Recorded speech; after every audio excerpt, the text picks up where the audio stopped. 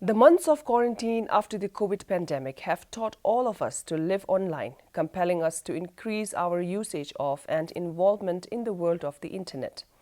According to Statista, as of January 2023, there were 5.16 billion internet users worldwide, which is 64.4% of the global population. Of this total, 4.76 billion, that is 59.4% of the world's population, were social media users. This ever-growing number is not only pushing media manipulation, impacting online news and socio-political discourses, but it is also paving ways for many individuals, organizations, and governments to target and harm people or their reputation, many of them politically motivated. Chinese sources that itself explains the motivation behind making this video clip viral. It needs no explanation as to who would gain from maligning the image, reputation, and legacy of His Holiness the Dalai Lama. Considering the scale and extent of the orchestrated smear campaign, the political angle of this incident cannot be ignored. A lot of news circulating the internet recently about His Holiness the Dalai Lama's interaction with a young boy is an important example of such an attack.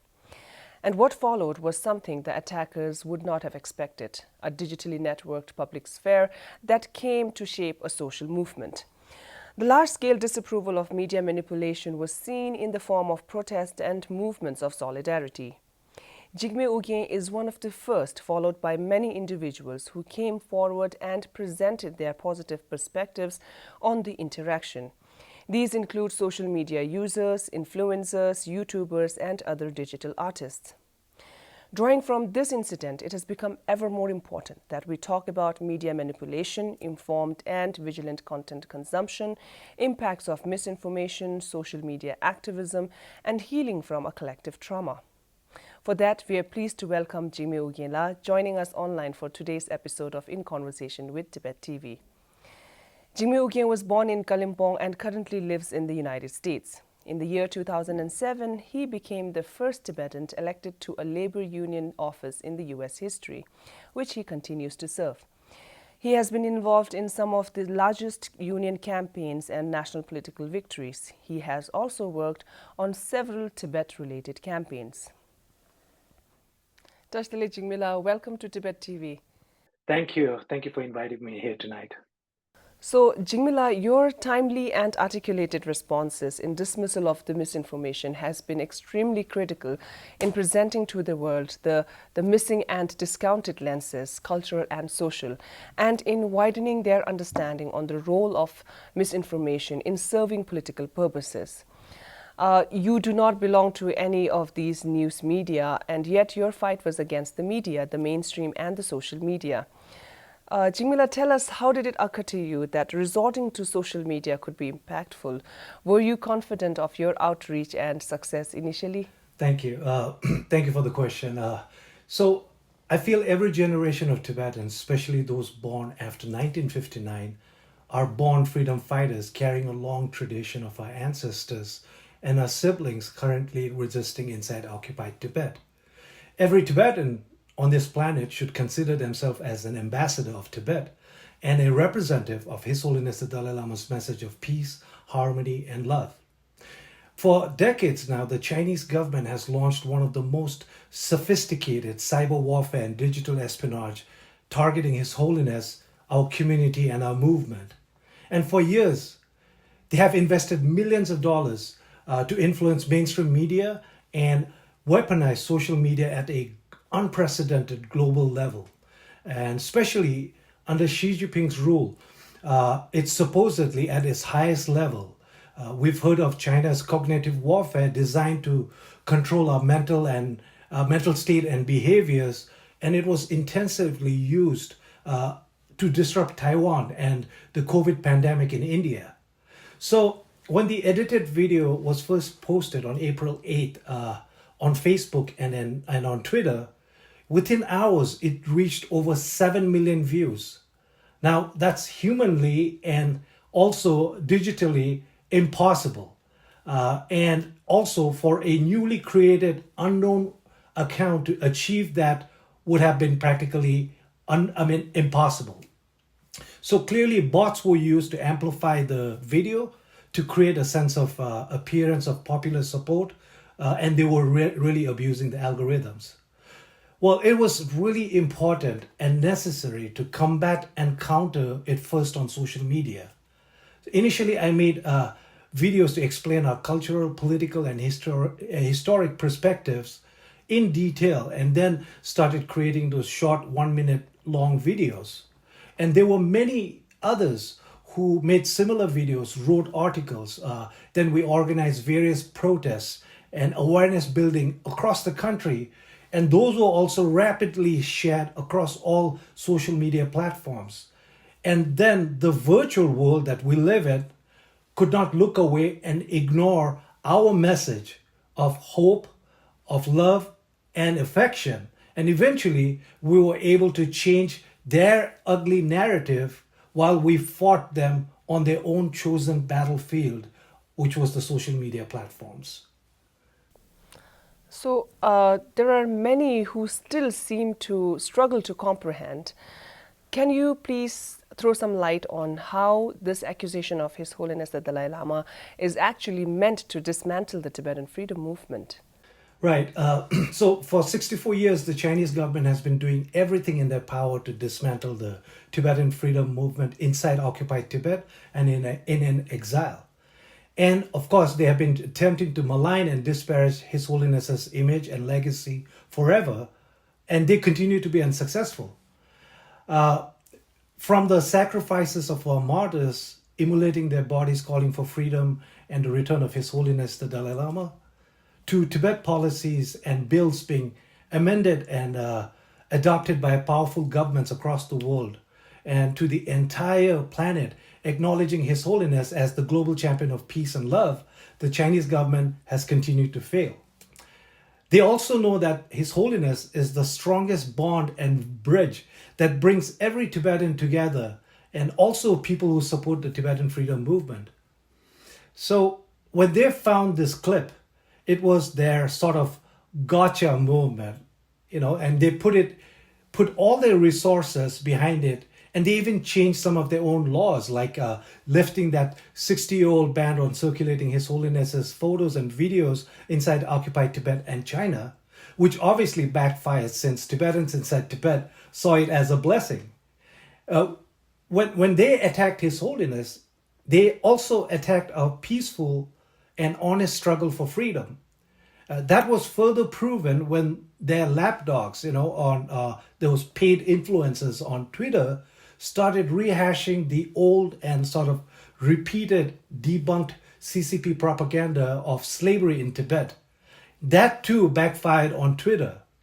So I feel like what the CCP didn't foresee was that their latest attack would help reinforce unprecedented Tibetan unity across generations and the world to further understand Tibet's plight, which makes me believe that the Tibetan struggle is only getting stronger, and it will continue and last a day longer than the CCP government itself.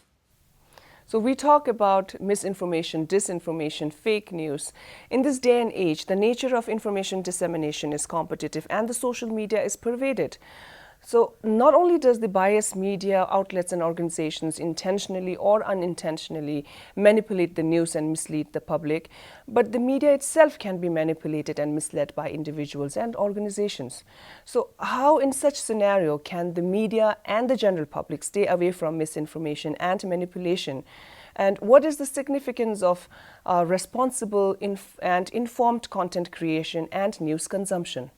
And I think there are a lot of things that our Tibetan society can learn from the impacts of these misinformation and fake news that cause distress and division in the society. Very true. Well, the first and foremost rule for everyone is to investigate and authenticate the source. When we live in the world of deep fakes and fake news, the bare minimum this journalists and media could have done was validate the source. Instead, the media blindly, rushed to share the clips with sensationalized and clickbait headlines just to generate TRPs and to outrace each other to publish it first.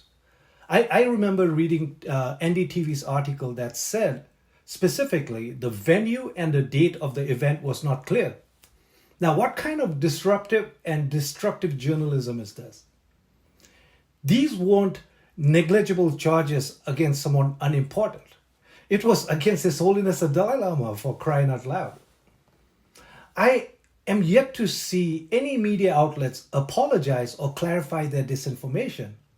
Well, I guess they moved on to newer and other fake news trends. And that's why the global media continues to lose people's trust to bring informed news versus shock value news, which we as a society, we need to start to condemn, push back, and stop following this news. Investigation also, like I said, isn't just for the media outlets, but daily responsible for each of us who use any forms of social media. Before sharing, you need to check. Look at the source, read the article, watch the video before you share. Unfriend, report, and block accounts that don't have personal photos or stories in their feeds, or those who keep sharing troublemaking news. So it becomes our responsibility to police and monitor our own peace and unity on social media and in our lives. So Jimila, you were talking about the anger and the hurt endured by the community as an impact of misinformation. So for a community who acknowledges and respects the lifelong hard work of His Holiness the Dalai Lama as a global champion of peace and non-violence, for a community who reveres His Holiness the Dalai Lama as a symbol of their faith and leadership, and for a community who owes its existence to His Holiness the Dalai Lama, the recent that moment of online social unrest has been extremely traumatizing. And it is very important that we talk about ways to heal from this collective trauma that all of us Tibetans, Buddhist followers and admirers of His Holiness the Dalai Lama had and are currently undergoing. How do we move towards healing? I think it's more like a community being re-traumatized. As a community, we have been going through various degrees of trauma since our country was ruthlessly occupied. Now, as Buddhists, we tend to heal through liberating our minds or leaning on karma to do its bidding, or gathering to offer prayers, and more recently, sharing our feelings online. There have also been cases of painful examples of drastic steps taken by some of our siblings. When I discuss what healing means with my friends, I consistently hear how we are conditioned and expected to repress our trauma and pain and to show tolerance and courage as we continue our freedom struggle. And this repression sometimes turns us to being numb, and at times making our emotion explode all at the same time. So I think we need to validate our trauma and recognize our pain. We need to start providing a safe space for open dialogues and active listening, allowing people to express themselves without judgment, especially for our youths. We need to start prioritizing mental health services and support systems within our community. I've always said that parents need to talk to their children about our history and about how our country was occupied, and make them read books like Janam, My Land and My People by His Holiness, and other important books on Tibet. We need to start re-emphasizing the importance of preserving Tibetan culture, language, and traditions. And then, as a community, engaging in cultural activities so that we can provide a sense of bonding and strengthening our community. We saw this at the recent solidarity rallies across the world, which tremendously helped with the trauma bonding. So in a way, I feel a good way to heal is raising awareness about Tibet.